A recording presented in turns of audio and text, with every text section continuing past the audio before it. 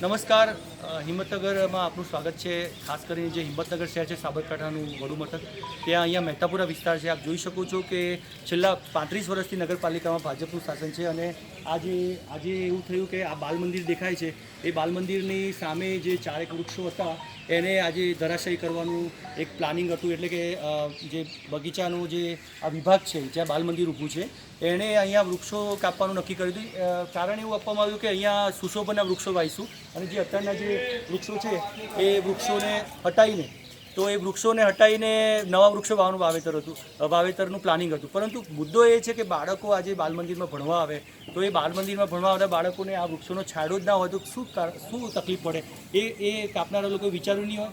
બીજો મુદ્દો એ છે કે જ્યારે આ વૃક્ષો અહીંયા વાવવામાં આવ્યા ત્યારે પણ નગરપાલિકાના કર્મચારીઓ જ વાવ્યા હશે તો એ શું વિચારીને વાવ્યા હશે અને હવે જ્યારે કાપવામાં આવે છે તો એનો મતલબ શું છે? ટૂંકમાં આ જે વૃક્ષો વાવવા અને પછી કાપવા એ ખરેખર અટકાવવાની પ્રવૃત્તિ છે। એ કોઈપણ સત્તાધીશો બેઠા હોય નગરપાલિકામાં ભાજપના તો એમને મારી નમ્ર વિનંતી છે કે આ બધું નાટક છોડો, જે વૃક્ષો છે એમને બચાવો।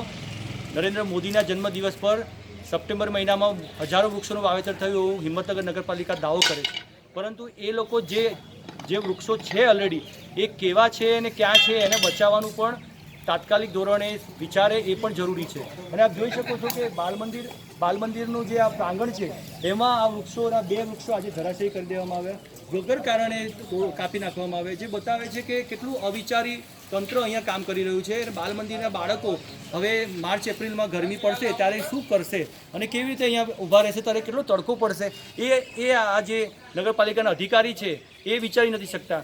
છેવટે તાત્કાલિક એમને ફોન પર સમજાવ્યા અને એમને વિનંતી કરી કે આ બધું અટકાવો અને છેલ્લે આ 2 વૃક્ષો જે છે આપ જોઈ શકો છો કે આ 2 વૃક્ષો એ બચી ગયા। બિચારા કર્મચારીઓ બધા એમના આદેશને તાબે થઈને કાપી રહ્યા હતા, એમને પણ મેં વિનંતી કરી, શૈલેષભાઈને બીજા બધા જે અહીંયા અધિકારીઓ છે એમને કીધું કે ભાઈ આ આપણા બાળકો માટે મહેતાપુરાના ભૂલકાઓ માટે ખરેખર ખોટું થઈ રહ્યું છે।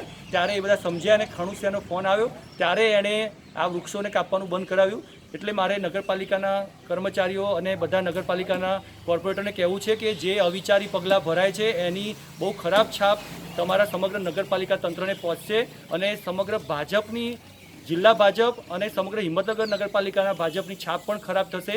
એવા કોઈ પણ પગલાં લેવા નહીં જેથી કરીને નાગરિકોને તકલીફો વધે અને ખાસ કરીને બાળકો છે એ હિંમતનગરનું અને ગુજરાતનું ભવિષ્ય છે, એવા બાળકોને તકલીફ પડે એવા કોઈ પગલાં લેવા જોઈએ નહીં।